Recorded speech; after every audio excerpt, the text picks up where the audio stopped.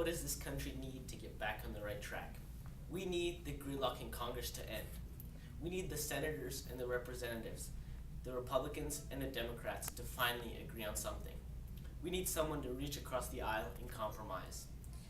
And above all, we need a united and working Congress. In today's world, we need a functioning government. This is a necessity that we do not have. Without this necessity, the United States economy has faltered, almost causing another global recession. We, the United States, must be a catalyst for recovery, not an agent of recession. And that is just what we are without a functioning government, another dead weight for the world economy to carry on its back.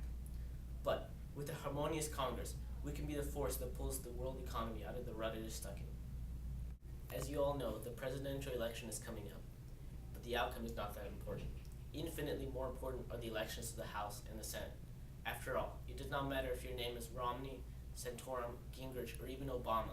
With a divided Congress, you are powerless. How can Congress stand by as the economic situation grows steadily worse? How can they watch the American middle class be eroded by a torrent of layoffs, foreclosures, and debt?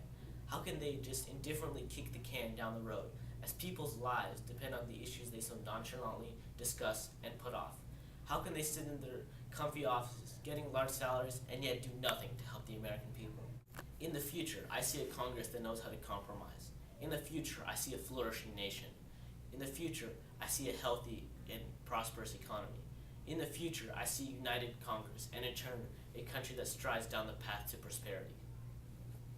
The way to the future I foresee is straightforward. All we need is for the politicians in Washington to put politics aside and just work for the good of the country. We need the Republicans and the Democrats to implement a strategy that appeals to both parties.